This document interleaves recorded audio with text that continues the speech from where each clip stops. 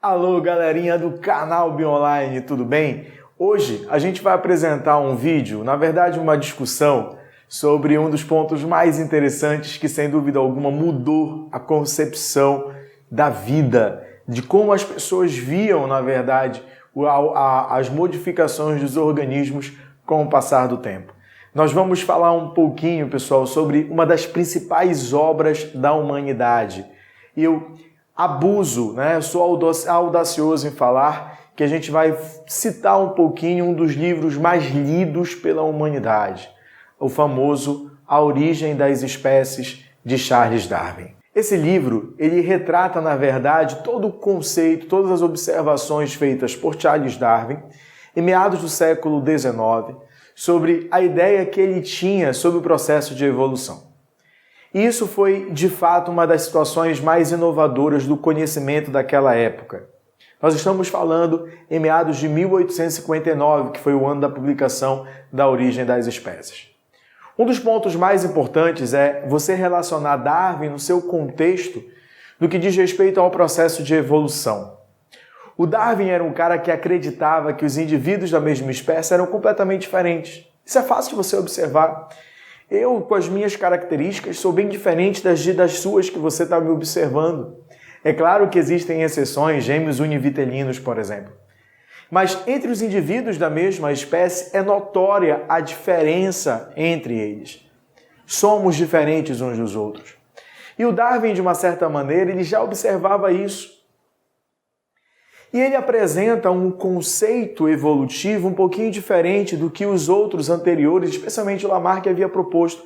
Enquanto Lamarck defendia a ideia que os indivíduos eram iguais, o Darwin apresentava a ideia da diferença. Isso é fundamental para você analisar a importância da obra A Origem das Espécies. E aí o Darwin defendia a ideia de que os organismos eles vão evoluir com o passar do tempo para que eles pudessem se adaptar a uma determinada condição ambiental. Nós já falamos isso em algumas aulas aqui no Bionline. E aí tem um ponto importante que é fundamental da gente citar. Ele entrou em contato com alguns estudos, com alguns trabalhos, especialmente um cara chamado Thomas Malthus. E o Malthus ele apresentava um ensaio sobre as populações na qual haveria um descompasso entre o crescimento populacional e a produção de alimentos. Isso geraria uma luta pela sobrevivência. O Darwin, então, pegou essa ideia da luta pela sobrevivência e já disse, olha, essa luta pela sobrevivência no meio ambiente ela já acontece, é a competição. E os indivíduos que ganham a competição, eles sobrevivem, eles se reproduzem e eles transmitirão essa característica que os torna mais adaptados às suas gerações futuras. E, consequentemente, com o passar do tempo, os organismos descendentes destes manifestarão essas características que os tornam adaptados. Aí veio a ideia da seleção natural. Inclusive, o próprio Darwin, para as suas observações, ele fazia cruzamentos orientados.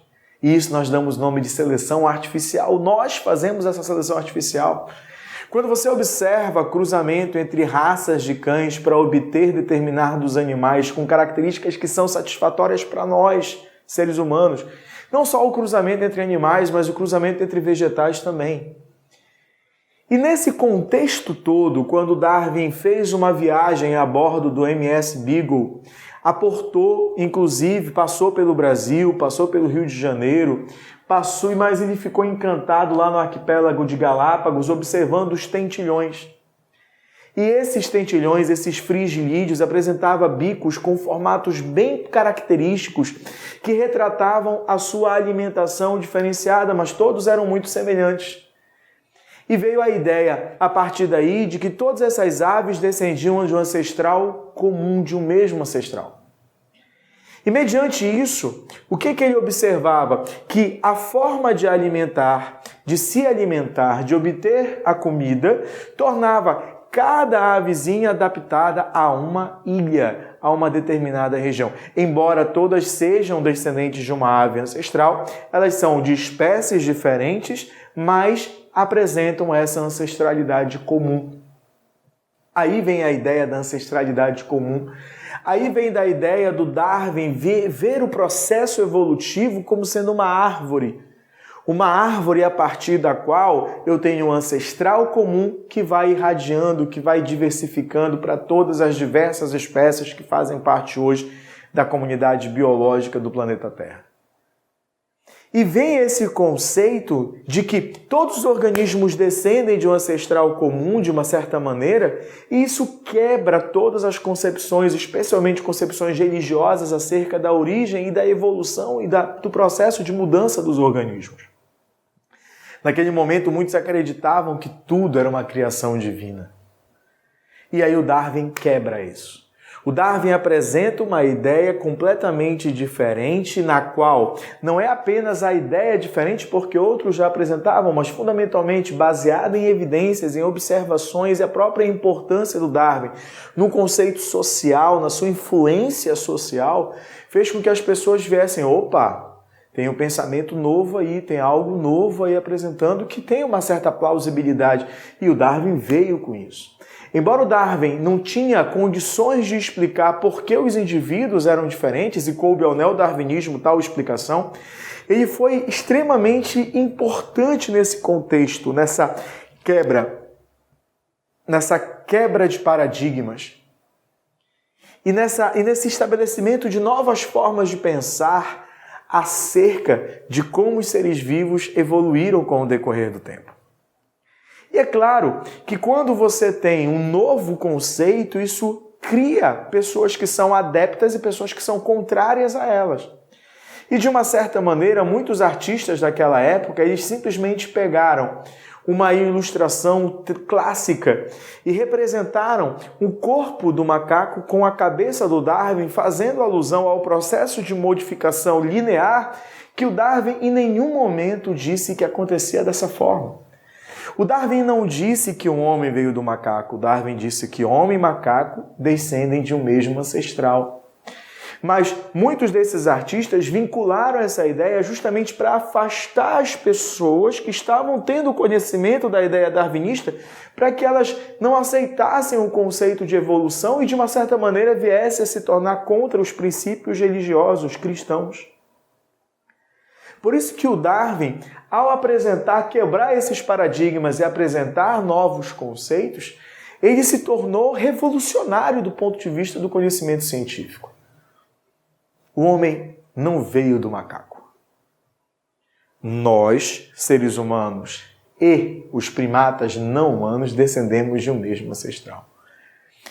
Você olha um chimpanzé e olha um ser humano, a diferença ela é grandiosa. Mas a semelhança molecular é de menos de 1%. Isso não demonstra que um veio do outro ou vice-versa. Isso demonstra que ambos descendem de um ancestral comum. E ele ratificou todo esse posicionamento numa obra chamada A Origem das Espécies, cuja primeira edição é da data de 25 de novembro de 1859, portanto, há aproximadamente 160 anos atrás. Durante muito tempo, A Origem das Espécies foi a segunda obra mais lida da humanidade, ficando atrás apenas da Bíblia. Hoje, outras obras literárias ou de não ficção, eles conseguiram, de uma certa maneira, ultrapassar os números, de leitores que A Origem das Espécies tem. Então, A Origem das Espécies e a representatividade do pensamento darwinista foi, sem dúvida alguma, uma das principais mudanças conceituais e quebras de paradigmas em meados do século XIX.